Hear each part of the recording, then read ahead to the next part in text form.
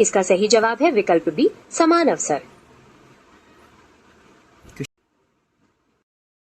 प्रश्न है, एक शिक्षक विद्यार्थियों को उनकी सीखने की आवश्यकताओं के आधार पर छोटे छोटे समूहों में विभाजित करता है और प्रत्येक समूह के लिए अलग अलग गतिविधियां प्रदान करता है। यह अभ्यास निम्नलिखित में से किस बात को सर्वोत्तम रूप से दर्शाता है? इसका सही जवाब है विकल्प बी, विभेदित शिक्षण।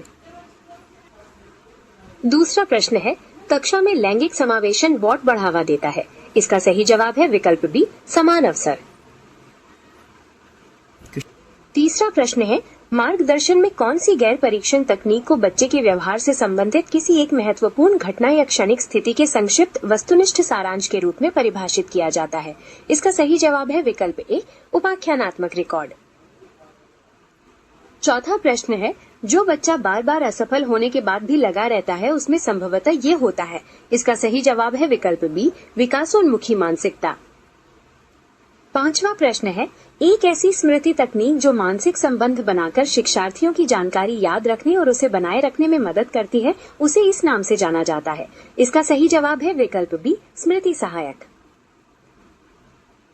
छठा प्रश्न है, प्राथमिक विद्यालय में भावनात्मक परामर्श को कम करने में सहायक हुकूक होता है। इसका सही जवाब है विकल्प डी, चिंता और अलगाव। सातवां प्रश्न है, एक मार्गदर्शक परामर्शदाता छात्रों को उनकी शैक्षणिक क्षमता में सुधार लाने के लिए प्रभावी अध्ययन तकनीकें सिखाता है। ये किसका एक उदाहरण है? इसका सही जवाब है विकल्प बी, शैक्षिक मार्गदर्शन।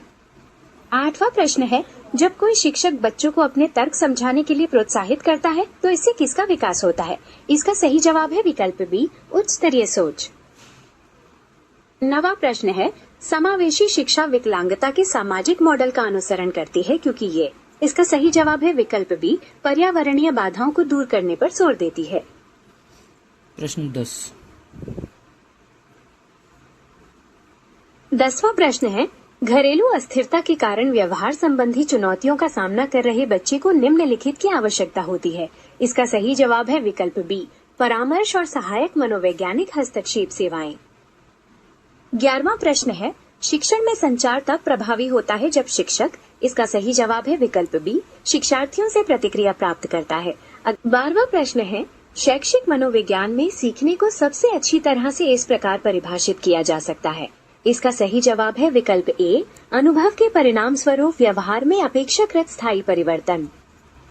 13वां प्रश्न है, पुनर्बलन अनुसूचियां प्रभावित करती हैं। इसका सही जवाब है विकल्प बी, प्रतिक्रिया का दर। 14वां प्रश्न है, माइक्रो टीचिंग साइकिल में यदि शिक्षक को अपने प्रदर्शन में सुधार करने की आवश्यकता है तो फीडबैक चरण के बाद क्या होता है? इसका सही जवाब है विकल्प बी, पुनः योजना बनाना। प्रश्न 15। 15वां प्रश्न है, वह कौन सी रचनात्मक मूल्यांकन तकनीक है जिसमें छात्रों को कक्षा छोड़ने से पहले एक संक्षिप्त प्रश्न या कार्य का उत्तर देने के लिए कहा जाता है ताकि पाठ की उनकी समझ का त्वरित आकलन किया जा सके? इसका सही जवाब है विकल्प बी, निकास टिकट।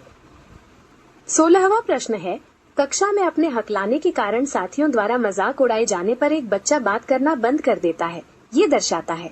इसका सही जवाब है विकल्प बी, व्यवहार को प्रभावित करने वाला दंड। 17वां प्रश्न है, पावलोव के शास्त्रीय अनुकूलन सिद्धांत के अनुसार अनुकूलन शुरू होने से पहले एक अप्रतिबंधित उद्दीपन स्वाभाविक रूप से किस प्रकार की प्रतिक्रिया उत्पन्न करता है? इसका सही जवाब है विकल्प ए, अप्रतिबंधित प्रतिक्रिया। 18वां प्रश्न है, प्राथमिक बच्चों में भावनात्मक प्रकोप को सबसे अच्छा ऐसे संभाला जा सकता है? इसका सही जवाब है विकल्प ए, शांत मार्गदर्शन और चर्चा करके।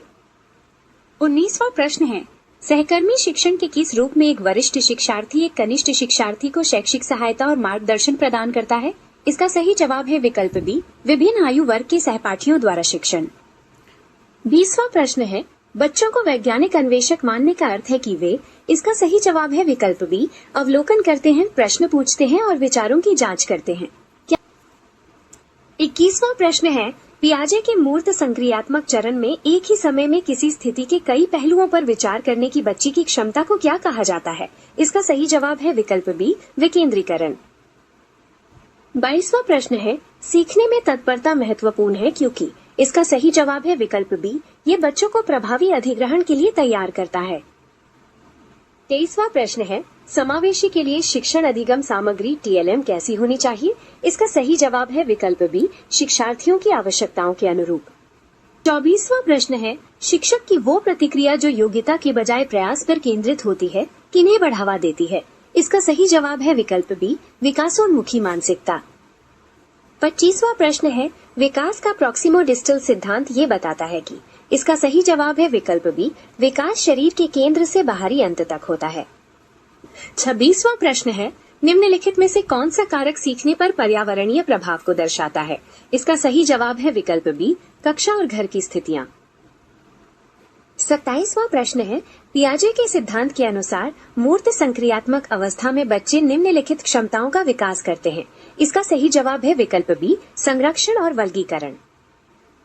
28वां प्रश्न है, एक शिक्षक द्वारा श्रवण बाधित बच्चे के साथ साथियों द्वारा किए जा रहे सूक्ष्म दुर्व्यवहार को अनदेखा करना किस समावेशी सिद्धांत का उल्लंघन करता है?